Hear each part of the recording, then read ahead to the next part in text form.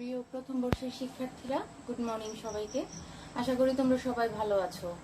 আমরা আমাদের অনলাইন ক্লাসে আজকে 59তম লেকচারে আছি।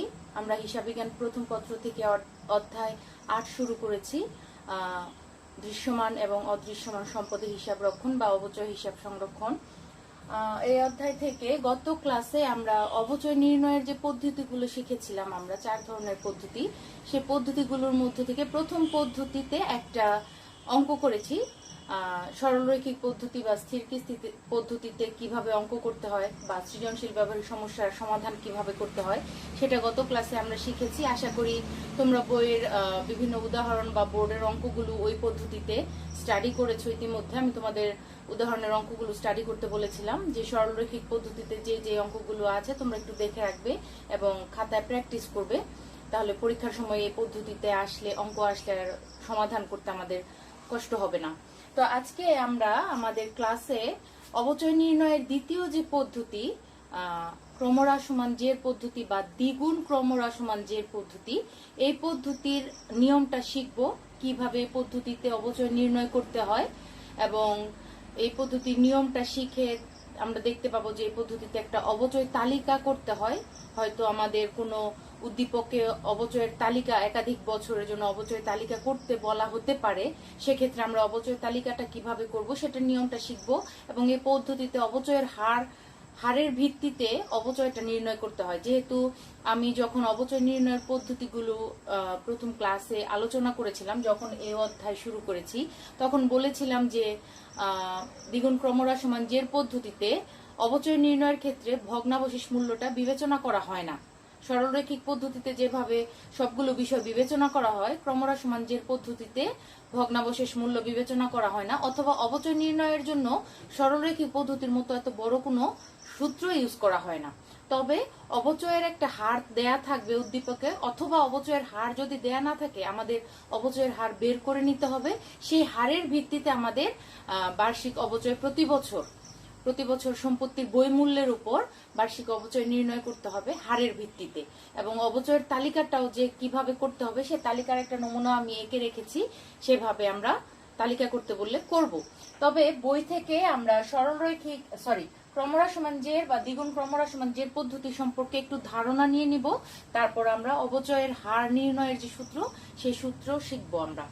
চলো তাহলে তোমরা তোমাদের টপিক নাম্বার 8.08 অধ্যায় 8-এর এই টপিক নাম্বারটা বের করো, যেখানে অবচয় নির্ণয়ের পদ্ধতিগুলো দেওয়া আছে। সেখান থেকে দ্বিতীয় যে পদ্ধতি ক্রমহ্রাসমান জের বা দ্বিগুণ ক্রমহ্রাসমান জের পদ্ধতি, ওই পদ্ধতিটা একটু ওপেন করো।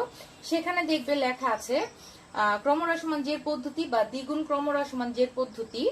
এই পদ্ধতিতে সম্পত্তির ক্রয় মূল্য হতে, খেয়াল করবে কথাগুলো, সম্পত্তির ক্রয় মূল্য হতে পুঞ্জীভূত অবচয় বাদ দিয়ে, তাহলে এই কথাগুলো আমরা আন্ডারলাইন করতে পারি পেন্সিল দিয়ে, যে কি থেকে কি বাদ দিতে হয়।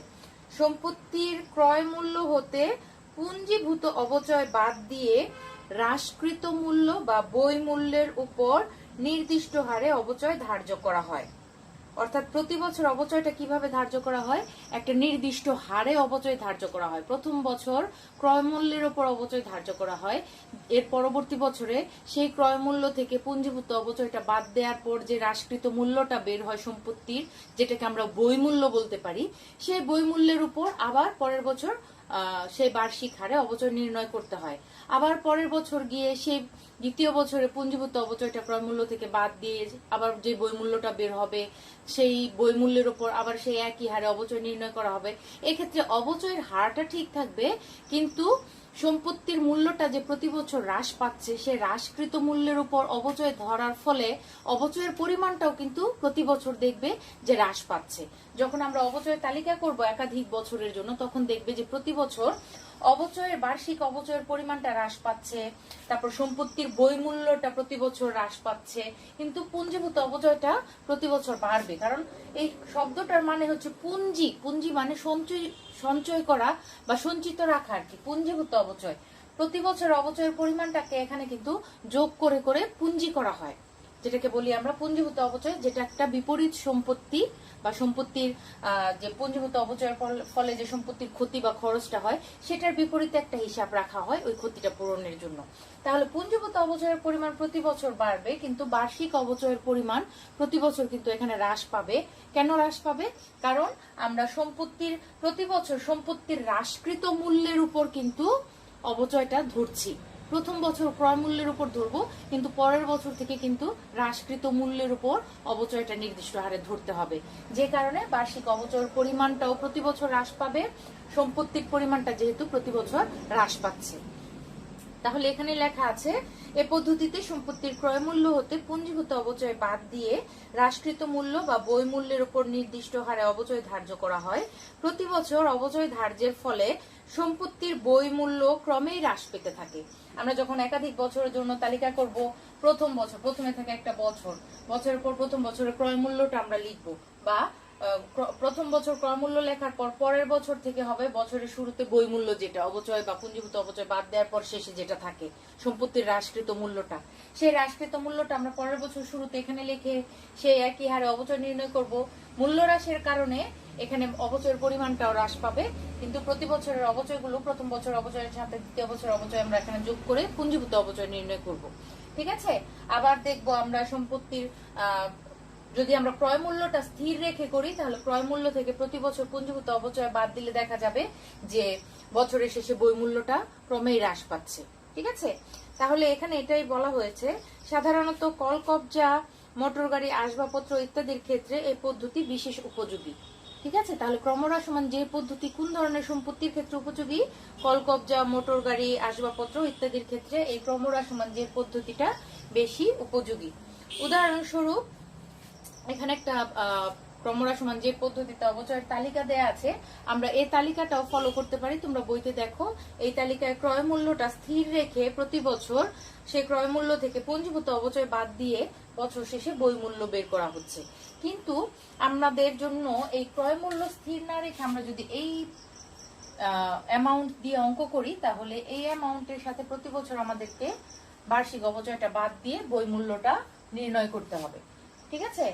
এইভাবে অঙ্ক করাটা সহজ, এবং বইয়ের বেশিরভাগ উদাহরণে কিন্তু বই মূল্য দিয়ে অঙ্কটা করেছে, সেক্ষেত্রে অপচয় নির্ণয় করাটাও সহজ হয় এবং বছর শেষে বই মূল্য নির্ণয় করাটাও সহজ হয়। তবে আমরা ক্রয় মূল্য স্থির রেখেও করতে পারি। সেই ক্ষেত্রে ক্রয় মূল্য যদি আমরা ধরি, তাহলে ক্রয় মূল্য ধরলে আমাদের প্রতি বছর ক্রয় মূল্য থেকে পুঞ্জীভূত অপচয় বাদ দিয়ে এই বই মূল্য নির্ণয় করতে হবে বছর শেষে।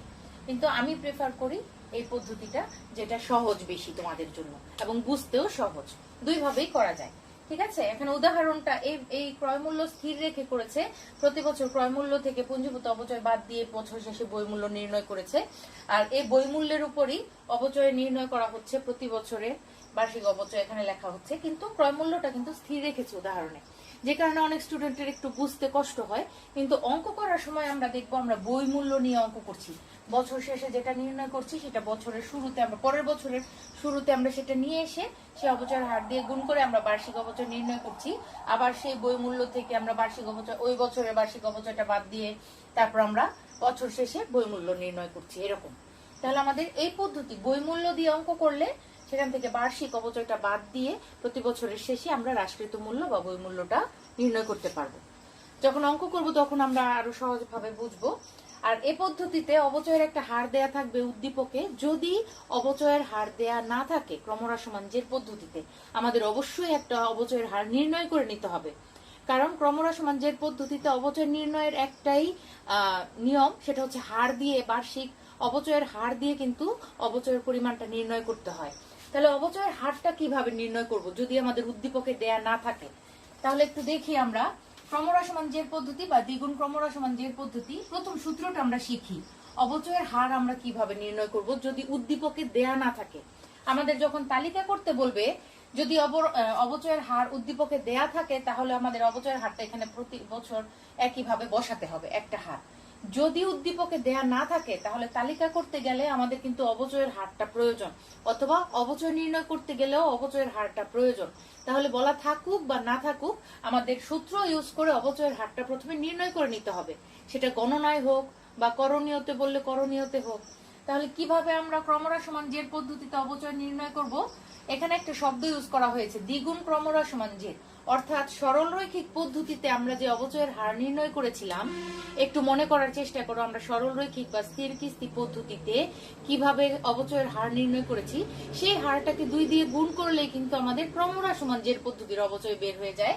2 দিয়ে গুণ করার কারণে কিন্তু এখানে দ্বিগুণ ক্রমহ্রাসমান, দ্বিগুণ শব্দটা ইউজ করা হয়েছে, যার ফলে বুঝতে হবে যে দ্বিগুণ মানে হচ্ছে সরলরৈখিক পদ্ধতির হারের দ্বিগুণ ক্রমহ্রাসমান জের পদ্ধতি। আর ক্রমহ্রাসমান শব্দটা হচ্ছে সম্পত্তির মূল্য প্রতি বছর হ্রাস পাচ্ছে এবং অবচয়ের পরিমাণও প্রতি বছর ক্রমান্বয়ে হ্রাস পাচ্ছে, এজন্য ক্রমহ্রাসমান জের।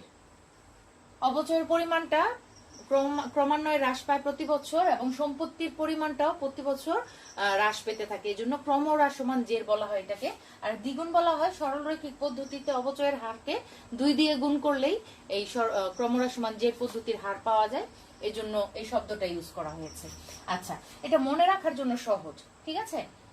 তাহলে আমরা কি করব? অবচয়ের হারটা ক্রমহ্রাসমান জের পদ্ধতিতে কিভাবে নির্ণয় করব? সরলরৈখিক পদ্ধতিতে অবচয়ের হার গুণ 2, যে কারণে হচ্ছে এটা দ্বিগুণ, ঠিক আছে? তাহলে সরলরৈখিক পদ্ধতিতে অবচয়ের হারকে 2 দিয়ে গুণ করলে আমরা ক্রমহ্রাসমান জের পদ্ধতির অবচয়ের হার পেয়ে যাব। সরলরৈখিক পদ্ধতিতে অবচয়ের হার কিভাবে নির্ণয় করা হয়? উপরে বার্ষিক অবচয় এবং নিচে হচ্ছে সম্পত্তির মোট ক্রয় মূল্য মাইনাস ভগ্নাবশেষ মূল্য এবং গুণ 100। 100 দিয়ে গুণ না করলে কিন্তু এই হার আসবে না, হারের জন্যই 100, ঠিক আছে? এটা হচ্ছে সরলরৈখিক পদ্ধতিতে অবচয়ের হার গুণ এই যে 2, এই 2টাকেই আলাদাভাবে দেখানো হচ্ছে। তাহলে সরলরৈখিক পদ্ধতিতে অবচয়ের হার নির্ণয়ের সূত্র আমরা জানি, অবশ্যই 100 দিয়ে হার নির্ণয় করতে হবে এবং সেই হারটাকে আমরা নিয়ম অনুযায়ী সূত্রের সাহায্যে বসিয়ে 2 দিয়ে গুণ করলে যে হার বের হবে সেই হারটাকে 2 দিয়ে গুণ করলে আমাদের ক্রমহ্রাসমান জের পদ্ধতিতে অবচয়ের হার বের হয়ে যাবে। আর যদি আমরা এই সূত্রটা বেশি বড় মনে হয়, ঝামেলাপূর্ণ মনে হয়, তাহলে আমাদের জন্য একটা সংক্ষিপ্ত সূত্র আছে। সেই সূত্রটা খুবই সহজ, সেটা হচ্ছে 100% কে আমরা যদি আয়ুষ্কাল দিয়ে ভাগ করি তাহলে আমাদের সরলরৈখিক পদ্ধতির অবচয়ের হার বের হয়। 100 ভাগ আয়ুষ্কাল, তাহলে সরলরৈখিক পদ্ধতির হার, অবচয়ের হার। আর সেই সরলরৈখিকের হারকে যদি আমরা 2 দিয়ে গুণ করি তাহলে ক্রমহ্রাসমান জের পদ্ধতির হার পেয়ে যাব। তাহলে আমি অথবা দিয়ে সংক্ষিপ্ত সূত্রটা লিখেছি, অথবা 100% ভাগ আয়ুষ্কাল গুণ 2। এইটুক হচ্ছে সরলরৈখিক পদ্ধতির হার, এটাকে 2 দিয়ে গুণ করলে ক্রমহ্রাসমান জের পদ্ধতির অবচয়ের হার আমরা পেয়ে যাচ্ছি। তাহলে যখন আমাদের অবচয়ের তালিকা করতে বলবে বা অবচয়ের তালিকা করতে না বলুক, আমাদের যখন জাবেদা করতে বলবে বা খতিয়ান করতে বলবে, প্রতি বছর অবচয় নির্ণয়ের জন্য কিন্তু আমাদের এই হারটা লাগবে, অবচয়ের হারটা লাগবে। সেটা আমাদের অবচয়টা আমরা এই হারটা গণনায় নির্ণয় করে নিতে পারি। যদি আমাদের তালিকাও করতে না বলে, অবচয়ের হার নির্ণয়ও করে দেখাতে না বলে, তাহলে এই বিষয়গুলো আমাদের গণনায় করে নিতে হবে এবং প্রতি বছর অবচয় কিন্তু এই হারে বের করতে হবে ক্রমহ্রাসমান মূল্যের উপর। বছর শেষে যে বই মূল্য অবচয় বাদ দেওয়ার পর প্রতি বছর বের হচ্ছে, সেটা হচ্ছে পরের বছর শুরুতে, যেটা আগের বছরের শেষে যে উদ্বৃত্ত থাকে সেটা কিন্তু পরের বছরের শুরুতে গিয়ে উদ্বৃত্তটা দেখাতে হয়। সেই উদ্বৃত্তের উপর আবার সেই একই হারে ওই বছরের অবচয় ধরতে হয়। এইভাবে ক্রমহ্রাসমান জের পদ্ধতির অবচয় নির্ণয় করতে হয়। তাহলে আমরা অবচয়ের হার নির্ণয়ের সূত্রটা শিখলাম, তাহলে অবচয় তালিকাটা কিভাবে করতে হয়। এখন আমরা হার পেলাম, অবচয়ের হার। যদি তালিকা বলে তাহলে আমাদের তালিকায় এই কয়টা কলামের নাম আমাদের মনে রাখতে হবে। একটা তালিকার জন্য প্রথমে কলামে থাকবে বছর বা সাল, অর্থাৎ প্রথম বছর এক আয়ুষ্কালের মধ্যে আমাদের 2 বছর 3 বছর 4 বছরের জন্য অবচয় তালিকা করতে বলতে পারে। আয়ুষ্কাল যতদিন একটা সম্পত্তির উদ্দীপকে বলা থাকবে, সেই আয়ুষ্কালের মধ্যে একাধিক বছরের জন্য অবচয়ের তালিকা করতে বলা হতে পারে। সেক্ষেত্রে আমরা কি করব? প্রথম কলামে বছরের সংখ্যাটা রাখবো, প্রথম বছর, দ্বিতীয় বছর, তৃতীয় বছর, এভাবে।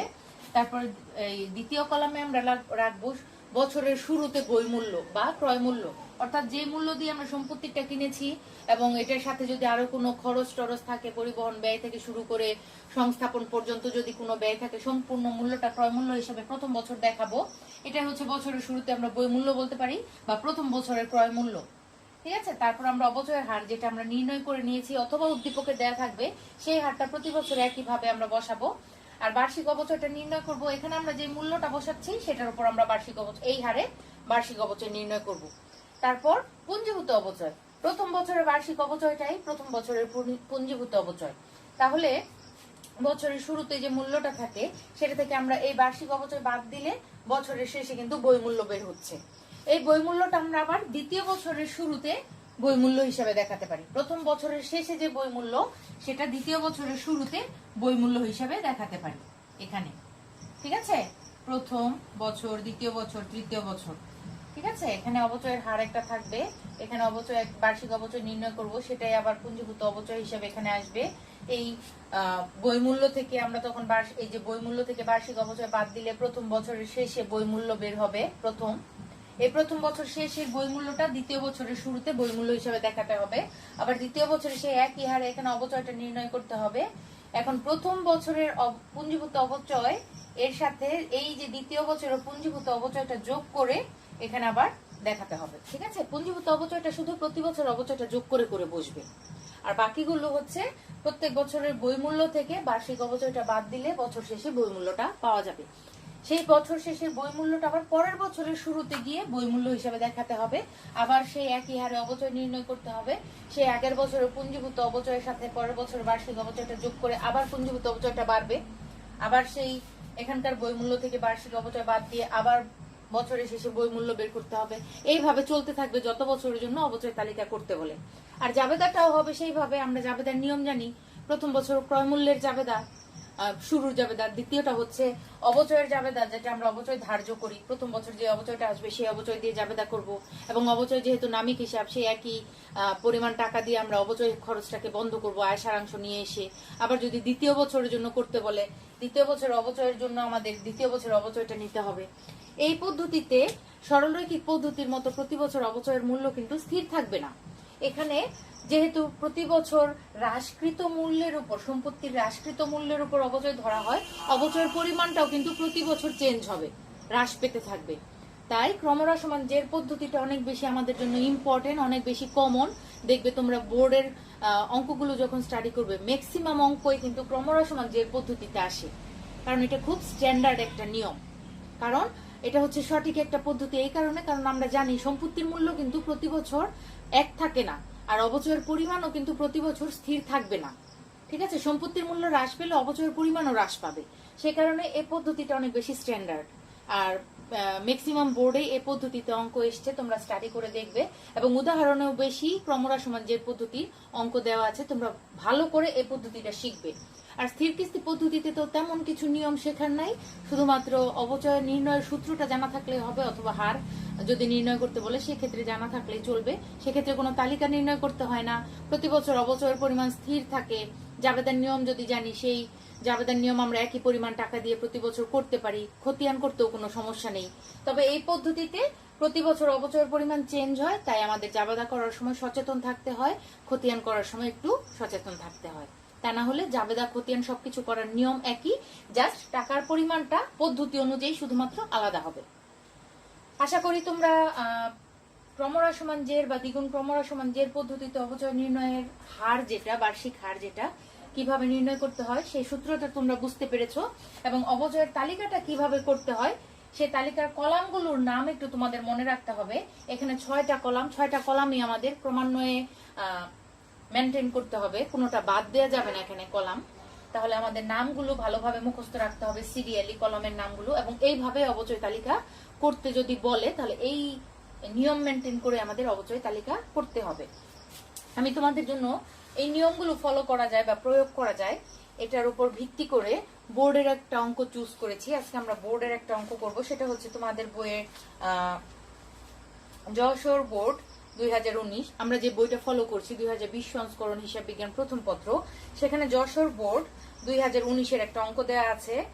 33 নাম্বার অঙ্ক, তোমাদের বইয়ের 969 নাম্বার পৃষ্ঠা খুলো, 33 নং অঙ্ক তোমরা পাবে। সেটা হচ্ছে যশোর বোর্ড 2019 সালে এসছে, এই অঙ্কটা বোর্ডে এসেছে। এবং ক্রমহ্রাসমান জের পদ্ধতির একটা অঙ্ক, যেখানে আমাদের অবচয়ের হার নির্ণয় করে নিয়ে অবচয় তালিকা করতে হবে। ঠিক আছে, আমি উদ্দীপকটা আগে একটু পড়ি।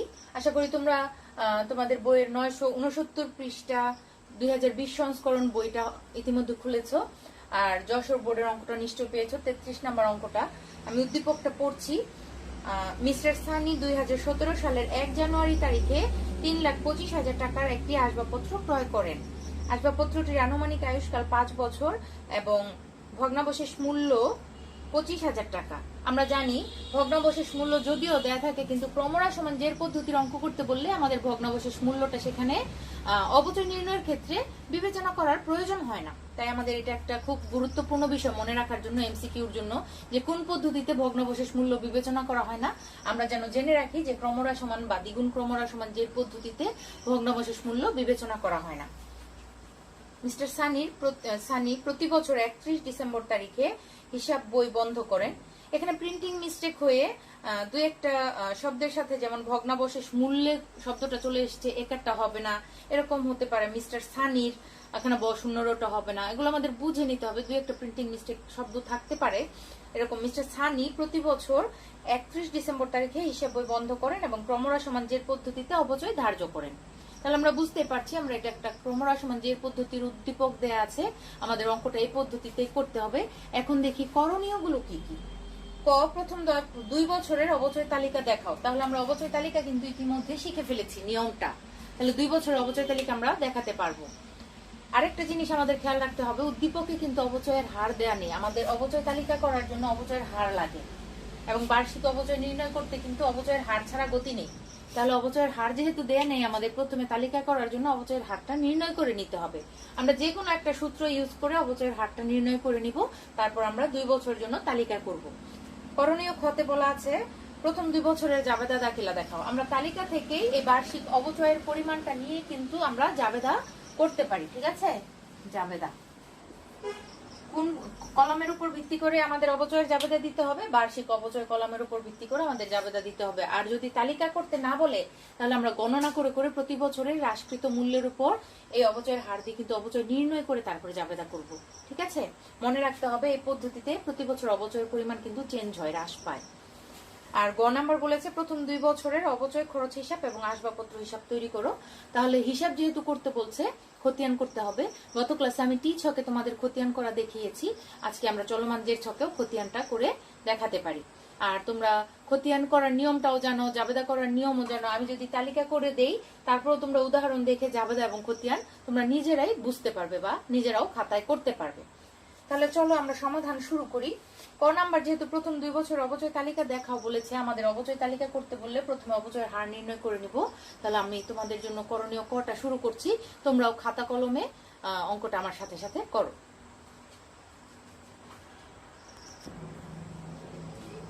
স্টুডেন্টস, সমাধান কটা একটু দেখো।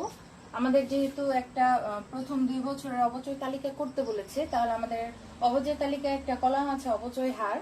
সেখানে অবচয় হার দিয়ে আমাদের প্রতি বছরের বার্ষিক অবচয়টা নির্ণয় করতে হয়। সেই হার এখন উদ্দীপকে দেয়া নেই, তাহলে আমাদের প্রথমে যেটা করে নিতে হবে, অবচয় নির্ণয়ের জন্য আমাদের একটা অবচয়ের হার নির্ণয় করতে হবে অবচয় ধার্যের জন্য। তাহলে অবচয়ের হার নির্ণয় ক্রমরা সমান যে পদ্ধতিতে কেমন করে নির্ণয় করতে হয়, আমরা সংক্ষিপ্ত সূত্রটা ইউজ করে এখানে একটা অবচয়ের হার নির্ণয় করে নিয়েছি। তাহলে ক্রমরা সমান যে পদ্ধতিতে অবচয়ের হার হচ্ছে 100% ভাগ আয়ুষ্কাল গুণ 2। তাহলে সরলরৈখিক পদ্ধতির হারকে আমরা 2 দিয়ে গুণ করি। তাহলে 100% ভাগ আয়ুষ্কাল এখানে দেয়া আছে উদ্দীপকে 5 বছর আনুমানিক আয়ুষ্কাল। তাহলে 100% কে 5 দিয়ে ভাগ করলাম আর 2 দিয়ে গুণ করলাম, এটার ভাগফলটা আসলো 20%। 20 কে যদি 2 দিয়ে গুণ করি 40%। এটা হচ্ছে আমাদের ক্রমরা সমান যে পদ্ধতির অবচয়ের হার। ঠিক আছে, এই হার দিয়ে আমরা এখন প্রতি বছরের অবচয় নির্ণয় করতে পারবো। ক্রমরা সমান মূল্যের উপর, সম্পত্তির যে প্রতি বছর হ্রাসকৃত মূল্য আসবে অবচয় বাদ দেওয়ার পর, সেই মূল্যের উপর আমরা এই হারে অবচয় নির্ণয় করতে পারবো প্রতি বছর, এবং এই হার দিয়েই আমরা একটা অবচয় তালিকা তৈরি করতে পারবো। তাহলে প্রথম 2 বছর অবচয় তালিকাটা কেমন হবে দেখো। আমরা যখন কোন একটা কিছু ছক তৈরি করি, তখন অবশ্যই উপরে আমরা সেটা লিখবো আমরা কিসের ছকটা করছি। এটা হচ্ছে অবচয় তালিকা। আচ্ছা, এখানে প্রথম কলামে থাকে বছর, তারপর বছরের শুরুতে ক্রয় মূল্য বা বই মূল্য, তারপর অবচয় হার, বার্ষিক অবচয়, পুঞ্জীভূত অবচয়, বছর শেষে বই মূল্য। বছর শেষে বই মূল্যটা কিভাবে বের করতে হয়, এই যে মূল্যটা কিভাবে আসছে সেটা আমি বোঝার জন্য এখানে লিখে রেখেছি। বছরের শুরুর যে বই মূল্য, সেটা থেকে আমি বার্ষিক অবচয় বাদ দিচ্ছি। তাহলে বছরের শুরুতে যে বই মূল্য বা ক্রয় মূল্য, সেটা থেকে আমি বার্ষিক অবচয়টা বাদ দিলেই আমার বছর শেষে বই মূল্যটা বের হচ্ছে। তাহলে প্রথম বছর যেটা আমার অঙ্কটা শুরু হচ্ছে 2017 সালের 1 জানুয়ারি তারিখে, আমি 3,25,000 টাকা দিয়ে একটা কি কিনেছি, আসবাবপত্র কিনেছি। তাহলে 2017 সাল প্রথম বছর বছরের শুরুতে ক্রয় মূল্য ছিল 3,25,000, অবচয়ের হার হচ্ছে 40%। তাহলে আমার 3,25,000-কে 40% দিয়ে যদি আমি অবচয় নির্ণয় করি, তাহলে আমার 40% অবচয় আসে 1,30,000 টাকা। ঠিক আছে, তাহলে 3,25,000-এর 40% আসে বার্ষিক অবচয় 1,30,000 টাকা। সেটা প্রথম বছরের অবচয় 2017 সালে। আমরা যখন জাবেদা করব অবচয় নির্ধারণের সময় বা অবচয়ের জাবেদা দেওয়ার সময় কিন্তু আমাদের প্রথম বছরের টাকাটা এটা আসবে। প্রথম বছরের অবচয় ধার্য প্লাস অবচয় বন্ধ এই টাকা দিয়ে কিন্তু আসবে। তাহলে যেটা প্রথম বছরের অবচয় সেটাই কিন্তু প্রথম বছরের পুঞ্জীভূত অবচয়, এর আগে কিন্তু আর কোনো অবচয় নেই, তাহলে এটাই হবে সরাসরি পুঞ্জীভূত অবচয়। আর বছর শেষে তাহলে বই মূল্য কত দাঁড়ায়?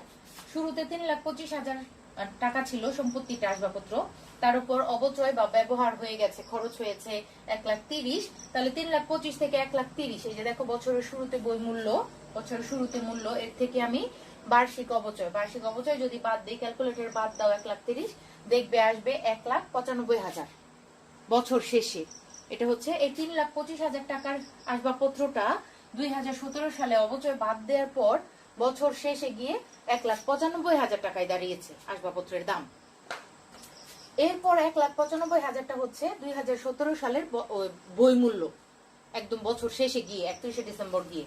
এই 1,95,000 আবার 2018 সালের শুরুর মূল্য। এটা আগের সালের শেষ তারিখের যে মূল্য সেটা পরের বছরের বা পরের সালের শুরুর তারিখের মূল্য। ঠিক আছে, তাহলে এটা হচ্ছে বছরের শুরুতে আমার পরের বছরের শুরুতে 1,95,000 টাকা বই মূল্য দাঁড়াচ্ছে। দেখো প্রথম বছরের শেষ তারিখ, পরের বছরের শুরুতে, বছরের শুরুতে। ঠিক আছে, এইভাবে কিন্তু মনে রাখতে হবে। এই বই মূল্যটার অবচয়ের হারটা আমরা স্থির রেখে এর উপর আমরা যখন আবার অবচয় ধার্য করব, 1,95,000-কে তোমরা 40% নির্ণয় করো অবচয়, দেখবে দ্বিতীয় বছর অবচয় আসছে 78,000। কিসের উপর নির্ণয় করলাম? এই বই মূল্য গুণ 40%, মানে অবচয়ের হার। বছরের শুরুতে যে মূল্য, সে হ্রাসকৃত মূল্যটা যেটা, সেটাকে আমরা অবচয়ের হার দিয়ে গুণ করে বছর শেষে আমরা বার্ষিক অবচয়টা পাচ্ছি। আর পুঞ্জীভূত অবচয় কিভাবে হচ্ছে? প্রতি বছর অবচয় যোগ হয়ে হয়ে আসবে। 1,30,000 প্রথম বছর ছিল, এরপর দ্বিতীয় বছর আসছে 1,30,000 যোগ 78,000, দুইটা যোগ করে দেখো 2,08,000 আসবে। পুঞ্জীভূত অবচয় প্রতি বছর বাড়বে। যখন পুঞ্জীভূত অবচয়ের খতিয়ান করতে যাবে তখন দেখবে প্রতি বছর পুঞ্জীভূত অবচয়ের ব্যালেন্স সিডি বা ব্যালেন্স বিডিটা প্রতি বছর যেটা আসছে সেটা কিন্তু বেড়ে যাচ্ছে, এটার সমান হচ্ছে প্রতি বছর ধাপে ধাপে। আর অবচয়ের যে খতিয়ানটা করবে দেখবে প্রতি বছর অবচয়ের জাবেদা আমরা প্রতি বছরের অবচয়ের টাকাটা দিব। প্রথম বছর এটা, দ্বিতীয় বছর এটা, যদি আরেক বছর করতে বলতো তখন আরেকটু অবচয়ের পরিমাণ হ্রাস পেত ক্রমরা সমান। তাহলে যে পদ্ধতিতে তোমরা প্রমাণ পাচ্ছ, দেখো প্রতি বছর বার্ষিক অবচয় কিন্তু হ্রাস পাচ্ছে। প্রথম বছর 1,30,000, দ্বিতীয় বছর 78,000, পরের বছর যদি করতে বলে আরো কমবে। কারণ কি? কারণ প্রতি বছর সম্পত্তিটার মূল্য কিন্তু হ্রাস পাচ্ছে। দ্বিতীয় বছর এসে কিন্তু সম্পত্তির মূল্য আরো হ্রাস পেয়ে দাঁড়িয়েছে 1,17,000 টাকায়। কিভাবে এই 1,17,000 আসলো? বছরের শুরুতে বই মূল্য, যে বছরের শুরুতে বই মূল্য 1,95,000, ওইটা থেকে আমরা ওই বছর যত অবচয় ধরেছি সেটা বাদ দিব, 78,000 বাদ দিলে আমার বছর শেষে বই মূল্যটা আসবে। তোমরা ক্যালকুলেটর করো, এই সূত্রটা তোমাদের লিখতে হবে না, জাস্ট এই মূল্যটা আমরা কিভাবে পাচ্ছি সেটা মনে রাখার জন্য আমি তোমাদের এখানে লিখে দেখিয়েছি। তোমরা যদি মনে রাখতে না পারো তাহলে পেন্সিল দিয়ে আলাদা জায়গায় ইন্ডিকেট করে তোমরা এটা লিখে রাখতে পারো। তাহলে 2-3টা অঙ্ক যখন তোমরা এই নিয়মে করবে, তালিকা করবে, তখন পরবর্তীতে আর এটা তোমাদের মানে লিখে শেখার প্রয়োজন হবে না, এমনিতেই মনে থাকবে যে বছরের শুরুর বই মূল্য থেকে প্রতি বছরের অবচয়টা, ওই বছরের অবচয়টা বাদ দিলে বছরের শেষের বই মূল্য পাওয়া যায়। আর বছরের শেষের বই মূল্যটা পরের বছরের শুরুর তারিখে গিয়ে আবার বই মূল্যে রূপান্তরিত হয় বা বই মূল্য হিসেবে দেখাতে হয় শুরুতে। সেই শুরুর মূল্যের উপর আবার সে অবচয়ের হার দিয়ে অবচয় নির্ণয় করতে হয়। ক্রমহ্রাস সমান জের পদ্ধতিতে প্রতি বছর সম্পত্তির মূল্য হ্রাস পেতে থাকে এবং অবচয়ের পরিমাণও হ্রাস পেতে থাকে। ঠিক আছে, এটা হচ্ছে ক্রমহ্রাস সমান জের পদ্ধতির প্রধান বৈশিষ্ট্য। এখন আমাদের খ নাম্বার বলেছে জাবেদা করতে প্রথম 2 বছরের জাবেদা। আমরা সরলরৈখিক পদ্ধতিতে যেভাবে জাবেদা দিয়েছি এখানেও আমরা সেভাবে জাবেদা দিব, শুধুমাত্র এক্ষেত্রে প্রথম বছরের অবচয়ের টাকাটা আসবে 1,30,000 টাকা, দ্বিতীয় বছরের অবচয়ের টাকাটা আসবে 78,000 টাকা। ঠিক আছে, তাহলে তোমরা জাবেদার ছক করো এবং প্রথম বছর যে আমরা সম্পত্তিটা ক্রয় করেছি সেই ক্রয়ের জাবেদা সহ অবচয় বন্ধ 3টা জাবেদা হবে এবং পরের বছর শুধু 2টা জাবেদা হবে। আর টাকার অ্যামাউন্টটা পরের বছর চেঞ্জ হবে অবচয়ের ক্ষেত্রে। তাহলে আমি তোমাদের জন্য অবচয়ের জাবেদাটা করি, তোমরাও সাথে সাথে করো। শিক্ষার্থীরা, খ নাম্বার সমাধানটা দেখো। জাবেদার ছক আমরা সবাই আঁকতে পারি। শিরোনাম দিতে হবে মিস্টার সানি জাবেদা দাখিলা। আর 2 বছরের জন্য যেহেতু জাবেদা দিতে বলেছে, তাহলে প্রথম বছরের তারিখ আমরা জানি জাবেদার কলাম কি কি হয়। তারিখ, বিবরণ, খতিয়ান পৃষ্ঠা, ডেবিট টাকা, ক্রেডিট টাকা। ক্রেডিট টাকা কথাটা এখানে লেখা হয়নি। ক্রেডিট টাকা তোমরা কোনো শব্দ ইউজ করবে। তাহলে 2017 সালের জানুয়ারির 1 তারিখে আমরা যে আসবাবপত্রটা ক্রয় করেছি সেটা জাবেদা প্রথমে আমরা দিব। আসবাবপত্র হিসাব ডেবিট, নগদান হিসাব ক্রেডিট। এখানে টোটাল 3,25,000 টাকা দিয়ে কিনেছে, এর সাথে আনুষঙ্গিক কোনো খরচ ছিল না। যদি সেগুলো থাকতো সেগুলো আমরা যোগ করে মোট ক্রয় মূল্যটা দেখাতাম। আর এখানে আমরা ব্যাখ্যা অবশ্যই দিব। যদি ব্যাখ্যার কথা আলাদা করে কিছু বলা না থাকে আমাদের অবশ্যই ব্যাখ্যা দিতে হবে। আসবাবপত্র ক্রয় করা হলো, আমরা শুধু বিবরণের কলামটা প্রথম জাবেদার পর বন্ধ করব। দ্বিতীয়টা হচ্ছে আমরা অবচয় ধার্য করব। প্রথম বছরের অবচয় ডিসেম্বর 31 তারিখ, অবশ্যই আমাদের বার্ষিক অবচয় বছর শেষে ধার্য করতে হয়। তাহলে অবচয় খরচ হিসাব, এখানে অবচয় খরচ হিসাব, খরচ শব্দটা আমরা দেখো আমাদের করণীয় গতে প্রথম 2 বছরের অবচয় খরচ হিসাব দেখাও, এখানে কিন্তু হিসাবের নামটা উল্লেখ করে দেয়া আছে। তাহলে করণীয়তেই যেহেতু খরচ একটা হিসাবের নাম উল্লেখ করে দেয়া আছে, সেই নামটা ধরেই কিন্তু আমাদের জাবেদা দাখিলা দেওয়ার প্রয়োজন হলে দিতে হবে। তাহলে অবচয় খরচ হিসাব, আমরা এখানে অবচয় হিসাব লিখতে পারতাম, কিন্তু যেহেতু গ নাম্বারে উল্লেখ করা আছে হিসাবের নাম, সেই নাম ধরে আমাদের অঙ্ক করতে হবে। অবচয় খরচ হিসাব ডেবিট, পুঞ্জীভূত অবচয় হিসাব আসবাবপত্র ক্রেডিট। আমরা আসবাবপত্রের অবচয় ধরছি। টাকাটা কোত্থেকে পেলাম? টাকাটা আমরা অবচয় তালিকার প্রথম বছরের যে বার্ষিক অবচয় সেটা কিন্তু এখানে নিয়ে আসছি 1,30,000। আর যদি আমরা অবচয় তালিকা নাও করতাম তাহলে 3,25,000কে আমরা প্রথম বছর 40% দিয়ে গুণ করলে আমাদের 1,30,000 আসতো, সেটা আমরা এখানে বসালাম। অবচয় যখন ধার্য করবো অবচয় হিসাবকে বন্ধ করতে হবে সাথে সাথে, আমরা জানি সেটাও ডিসেম্বর 31 তারিখে, যেহেতু অবচয় খরচ একটা নামিক হিসাব। আর সেক্ষেত্রে বন্ধের জন্য নিয়ে আসতে হয় আয় সারাংশ হিসাব ডেবিট, আর অবচয় খরচকে ক্রেডিট করতে হয় অবচয়ের টাকা দিয়ে 1,30,000। আমরা অবশ্যই ব্যাখ্যা দিব। যখন অবচয় খরচ হিসাবভুক্ত করব আমরা লিখবো অবচয় খরচ হিসাবভুক্ত হলো। এটা আমরা অনেক ভাবে লিখতে পারি। প্রথম বছরের অবচয় ধার্য করা হলো বা প্রথম বছরের অবচয় হিসাবভুক্ত হলো, একই। তাহলে যখন অবচয় হিসাব বন্ধ করা হবে তখন আমরা লিখবো অবচয় খরচ হিসাব বন্ধ করা হলো। এবার আমরা দ্বিতীয় বছরের অবচয়ে যাই, জাবেদায় যাই। প্রথম বছরের জাবেদা আমাদের 3টা দেয়া শেষ। প্রথমটা জানুয়ারির 1 তারিখে আসবাবপত্র ক্রয়ের জাবেদা, আর পরের 2টা হচ্ছে অবচয় ধার্য এবং অবচয় হিসাব বন্ধের জাবেদা।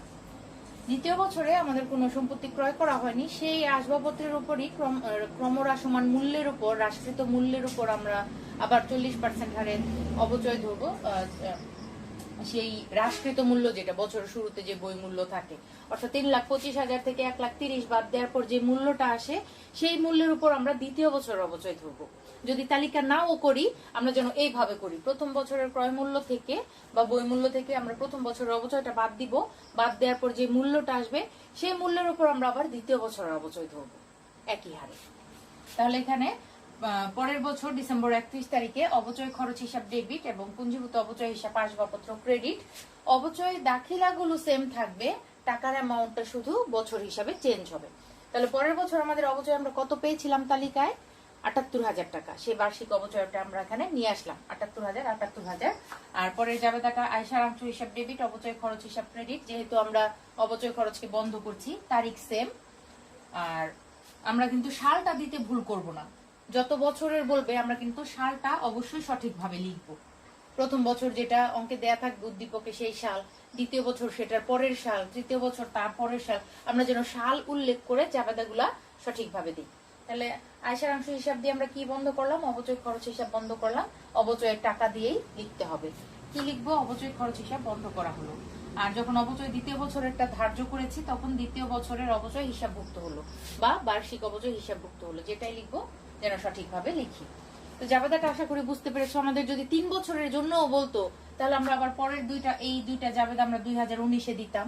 সেক্ষেত্রে আবার আমাদের এই 3,25,000 থেকে 1,30,000 বাদ দেওয়ার পর যে মূল্যটা আসে সেটার উপর আমরা 78,000 ধরেছি। আবার সেই মূল্য থেকে 78,000 বাদ দেওয়ার পর যে মূল্য আসবে সেটার উপর আমরা 40% হারে 2019 সালে ধরবো। এইভাবে করতে করতে যাবো ক্রমহ্রাসমান যে পদ্ধতিতে। আর আশা করি তোমরা সেই নিয়ম মেনটেন করে জাবেদাও দিতে পারবে, তালিকা না করেও জাবেদা দিতে পারবে ক্যালকুলেশন করে, আর অবচয়ের হারও নির্ণয় করতে পারবে যদি উদ্দীপকে দেওয়া না থাকে। এখন আমরা করব খতিয়ান। খতিয়ান করতে বলেছে আমাদের প্রথম 2 বছরের অবচয় খরচ হিসাব এবং আসবাবপত্র হিসাব খতিয়ান করব। আমরা গত ক্লাসে টি ছক ইউজ করেছিলাম, আজকে আমরা চলমান জের ছক ইউজ করব। তবে এখানে চলমান জের ছক ইউজ করার ক্ষেত্রে আসবাবপত্র বা সম্পত্তি যদি বারবার ক্রয় না করা হয়, তাহলে সেখানে 1 বছর বলো, 2 বছর বলো, 3 বছর বলো, একটা মানে বছরের জাবেদা, একটা বছরের খতিয়ান দিলেই ওইটাই ব্যালেন্স বিডিসিডি হিসেবে বারবার আসতে থাকে যতক্ষণ পর্যন্ত ক্রয় করা না হয় নতুন সম্পত্তি। তাই বারবার এখানে 2 বছরের বলুক বা 3 বছরের বলুক, 1 বছরেরটা দেখালেই বোঝা যায় যে সেটাই 2 বছরের, সেটাই 3 বছরের। কারণ নতুন সম্পত্তি ক্রয় না করা হলে সেটাই ব্যালেন্স সিডি হিসেবে আসে ওই বছর শেষে, সেটা আবার পরের বছর বিডি হিসেবে আসে। যদি টি ছক করো সেটা আরো বুঝতে সহজ হবে। তাহলে আমি তোমাদের আজকে টি ছক দিয়ে বুঝিয়ে দেই। আর বইতে যেহেতু চলমান জের ছকে আছে, তোমরা বই থেকে চলমান জের ছকটা একটু দেখে বুঝে নিবে। আমি টি ছকেই তোমাদের জন্য খতিয়ানটা করে বুঝিয়ে দিই, ঠিক আছে? তোমরা বই থেকে যদি চলমান জের ছকটা তোমাদের ভালো লাগে বা সহজ মনে হয় তাহলে বই থেকেই করবে। দুইটা ছকের খতিয়ানের অ্যামাউন্ট একই আসবে, জাস্ট একটু পদ্ধতিটা আলাদা, ঠিক আছে? ছকের কলামগুলো একটু আলাদা, সেটা আমরা সবাই জানি। আর জের কিন্তু সেম থাকবে, ঠিক আছে? তাহলে আমি খতিয়ানগুলো করছি, তোমরাও করো। স্টুডেন্টস, গ নাম্বারটা দেখো, টি ছক ইউজ করেছি আমি। বইতে চলমান জের ছকে করা আছে। তোমরা যদি টি ছকটা বোঝো তাহলে চলমান জের ছকটাও তোমরা বুঝবে। অবচয় খরচ হিসাব, টি ছকের দুইটা দিক থেকে ডেবিট ক্রেডিট অবশ্যই আমরা উল্লেখ করব, এবং দুই সাইডে একই পরিমাণ কলাম থেকে 4টা করে সেম কলাম। তারিখ, বিবরণ, জাবেদা পৃষ্ঠা, টাকা। তারিখ, বিবরণ, জাবেদা পৃষ্ঠা, টাকা। আসবাবপত্র হিসাবের জন্য একইভাবে আমি ছক এঁকে নিয়েছি। তো আমরা জাবেদা থেকেই যদি করি, 2017 সালের ডিসেম্বর 31 তারিখে আমরা প্রথম অবচয়ের জাবেদা দিয়েছিলাম। তাহলে সেখানে অবচয় খরচ হিসাব ডেবিট ছিল, তাই আমরা ডেবিট দিকে চলে আসি। ডেবিট দিকে 1,30,000 টাকা, এবং বিপরীতে ছিল পুঞ্জীভূত অবচয় হিসাব, ঠিক আছে? তাহলে প্রথম অবচয়টা হচ্ছে অবচয় খরচ হিসাব ডেবিট, ডেবিট, পুঞ্জীভূত অবচয় হিসাব ক্রেডিট, বিপরীতে তার নাম, এবং 2017 সালের ডিসেম্বর 31। আর সেই সাথে আমরা সেই একই তারিখে আয় সারাংশ দিয়ে অবচয় খরচকে বন্ধ করেছিলাম, তখন অবচয় খরচ হয়েছিল ক্রেডিট। তাহলে আমরা ক্রেডিট দিকে যাই। অবচয় খরচ হিসাব ক্রেডিট 1,30,000 টাকা, ভিতরে বসবে আয় সারাংশ হিসাব একই তারিখ। আমি এখানে আর যোগফল না নামিয়ে সরাসরি ক্লোজ করে দিয়েছি, এভাবেও করা যায়। আবার একই অ্যামাউন্ট যেহেতু যোগফল নামিয়েও ক্লোজ করা যায়। গত ক্লাসে আমি যোগফল নামিয়ে ক্লোজ করেছিলাম, এভাবেও করা যায় সংক্ষেপে, যদি সময়ের আমাদের স্বল্পতা থাকে। তারপর আবার প্রথম 2 বছরের জন্য যেহেতু করতে বলেছে, আমরা 2018 সালেরও জাবেদা অনুযায়ী বা জাবেদা যদি নাও করি, আমরা মুখে মুখে জাবেদা করে নিয়ে ক্যালকুলেশন করে আমাদের অবচয়ের পরিমাণটা তখন আমরা খতিয়ান করতে পারবো। 2018 সালে একই নাম বসবে ভিতরে, পুঞ্জীভূত অবচয় হিসাব, এবং অবচয় খরচ হিসাবটা হবে ডেবিট। 2018 সালের 31 ডিসেম্বর অবচয়ের পরিমাণ ছিল আমাদের 78,000 টাকা, সেটা কিন্তু এখানে নিয়ে আসতে হবে বছর অনুযায়ী। সরলরৈখিক পদ্ধতিতে কিন্তু আমরা একই অ্যামাউন্ট দিয়ে প্রতি বছর করেছি, কিন্তু ক্রমহ্রাসমান জের পদ্ধতিতে কিন্তু প্রতি বছর অবচয়ের পরিমাণ ভিন্ন এবং হ্রাসকৃত মূল্য। তাহলে আবার আয় সারাংশ হিসাব 2018 সালের ডিসেম্বর 31, এবং অবচয় খরচটাকে বন্ধ করার কারণে ক্রেডিট হয়েছে সেই সেম অ্যামাউন্ট, যেটা দিয়ে আমরা অবচয় শুরু করেছিলাম সেটা দিয়েই আমরা অবচয়টা উল্টা করে বন্ধ করছি। আমরা এখানেও 2 দাগ দিয়ে ক্লোজ করলাম। যেহেতু 2 বছরের জন্য করতে বলেছে আমাদের, অবচয় খরচের কোনো ব্যালেন্স থাকলো না, কারণ এটা একটা নামিক হিসাব, এটা আমরা ওই বছরই বন্ধ করে দিই। তাই অবচয় খরচের এখানে কোনো ব্যালেন্স সিডিবিডি নেই, ঠিক আছে? তাহলে অবচয় ধার্যের খতিয়ান লেনদেনটা লিপিবদ্ধ করলাম, আর অবচয় বন্ধের লেনদেনটা বা জাবেদাটা আমরা এখানে খতিয়ানের মাধ্যমে দেখালাম। আসবাবপত্র হিসাবের জন্য তোমরা দেখবে তোমাদের বইতে চলমান জের ছকে যেটা দেওয়া আছে, আসবাবপত্র হিসাবটা প্রথম বছরই ক্রয় করেছে বিধায় যতদিন পর্যন্ত আর না ক্রয় করা হবে প্রতি বছর ব্যালেন্স একই থাকবে। অর্থাৎ আমরা যেই টাকা দিয়ে কিনেছি সেটাই বছর শেষে ওই আসবাবপত্রের ব্যালেন্সটা ধরা হয়। ক্রয় মূল্যটাকে স্থির রাখা হয়, যেটাকে আমরা বলি আর্থিক অবস্থার বিবরণীতে আমরা কি করি, ক্রয় মূল্য থেকে পুঞ্জীভূত অবচয় বাদ দিই, অর্থাৎ সম্পত্তির ক্রয় মূল্যটাকে স্থির রাখা হয় বিধায় এখানে দেখবে চলমান জের ছকে একবারই শুধু নগদান হিসাব লিখে ডেবিট কলামে টাকাটা লিখে জেরের কলামে গিয়ে আবার সেই ডেবিট ব্যালেন্সটাই দেখানো হয়। পরবর্তী তার ব্যালেন্স বিডিসিডি এই চলমান জের ছকে নির্ণয় করা হয় না, কারণ যেটা ওই জেরের কলামে থাকে সেটাই ব্যালেন্স। কিন্তু টি ছকে আমাদের যত বছরের জন্য করতে বলে আমাদের তত বছরেরটা আমরা সঠিকভাবে দেখাতে পারি। এই জন্য আমি টি ছকটা বেশি প্রিফার করি, কারণ প্রত্যেক বছরের তথ্য কিন্তু টি ছক থেকে সঠিকভাবে পাওয়া যায়। চলমান জের ছকে তোমরা যদি আসবাবপত্র হিসাবটা দেখো অনেকে কনফিউজড হবে কিভাবে, কারণ আমার চেয়েছে 2 বছর, এখানে 1 বছরের একটা লেনদেন লিপিবদ্ধ করে জাবেদার মানে 1 বছরের খতিয়ান করেই 1 বছরের ব্যালেন্স নির্ণয় করে থেমে আছে। তাহলে আমি দ্বিতীয় বছরেরটা কিভাবে দেখাবো? দ্বিতীয় বছরেরটা দেখানোর প্রয়োজন নেই এই কারণেই, কারণ যেটা আমার ব্যালেন্স প্রথম বছরে সিডি বের হয়েছে বা ব্যালেন্স যেটা নির্ণয় হয়েছে, পরের বছরের শুরুর তারিখে সেইটাই আবার ব্যালেন্স বিডি, ওই বছরের শেষে গিয়ে সেটাই আবার ব্যালেন্স সিডি, এরকম যতদিন করতে বলবে এবং যতদিন নতুন সম্পত্তি না ক্রয় করা হবে আসবাবপত্র, সেই একইভাবে ব্যালেন্স সিডি বিডি করে করে যাবে। এজন্য টি ছকে হয়তো একটু আকারটা বড় হবে টি ছক করলে, কিন্তু সঠিক তথ্যটা তোমরা বুঝতে পারবে যে আসবাবপত্র হিসাবের ব্যালেন্সটা প্রথম বছর শেষে কত 3,25,000, আবার দ্বিতীয় বছর শেষে কত সেম, তৃতীয় বছর শেষেও আবার এইভাবেই চলবে যদি করতে বলে।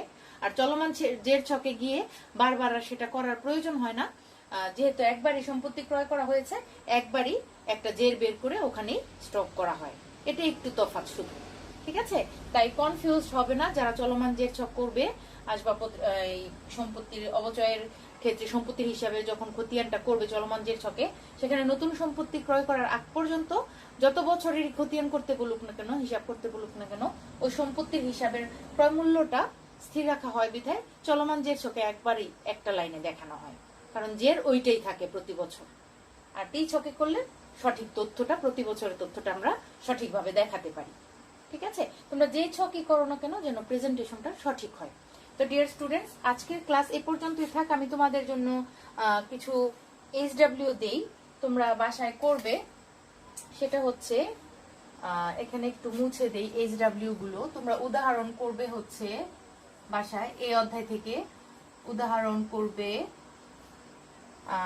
6-7-6 2020 সংস্করণ বইয়ের 6-7, 15, 16, 18, 19, 15, 16, 18, 19 আর হচ্ছে 34 নাম্বারটা হচ্ছে একটা বোর্ডের অঙ্ক, কুমিল্লা বোর্ডের অঙ্ক 2019 সালে যেটা এসেছিল, একটা বোর্ডের অঙ্ক। এটা ভালোভাবে দেখবে, কারণ এখানে গণনাগুলো সেইভাবে ভেঙে ভেঙে করে দেওয়া নেই, জাস্ট জাবেদা খতিয়ান করা আছে। এটা করলে তোমাদের একটু প্র্যাকটিস হবে বা ভালোভাবে শেখা হবে, তোমরা একটু নিজেরা করে করে শিখতে পারবে। কারণ বইতে গণনা বা ক্যালকুলেশন গুলো করে দেওয়া নেই, শুধু সরাসরি জাবেদা খতিয়ান করা আছে। কিভাবে করা হয়েছে আমি যেহেতু আজকে একটা সুন্দরভাবে ভেঙে ভেঙে অঙ্ক শিখিয়েছি, এই পদ্ধতি ক্রমরসমান জের পদ্ধতির অঙ্ক, তাহলে এই নিয়মটা ফলো করেই কিন্তু তোমরা 34 নম্বর অঙ্কটা বুঝতে পারবে। ঠিক আছে? আর উদাহরণে বাকি যে অঙ্কগুলো আমি নাম্বার দিয়েছি সেখানে কিন্তু ভেঙে ভেঙে সবগুলো বুঝিয়ে দেওয়া আছে। তোমরা এই অঙ্কগুলো অবশ্যই দেখে বুঝে খাতায় প্র্যাকটিস করবে। তো শিক্ষার্থীরা তোমরা ভালো থাকো। পরবর্তী ক্লাসে আবার নতুন কোনো পদ্ধতি নিয়ে আমি হয়তো আলোচনা করব, সেই পদ্ধতি তার একটা অঙ্ক করব। এইভাবে আমরা পদ্ধতি ওয়াইজ অঙ্ক করে করে এইচডব্লিউ দিয়ে যাব আমি কিছু, তোমরা বাসায় প্র্যাকটিস করবে। এইভাবে আমরা আমাদের চ্যাপ্টারটা শেষ করব। সবাই সুস্থ থাকো, ভালো থাকো, সবার সাথে আবার কথা হবে। ধন্যবাদ সবাইকে।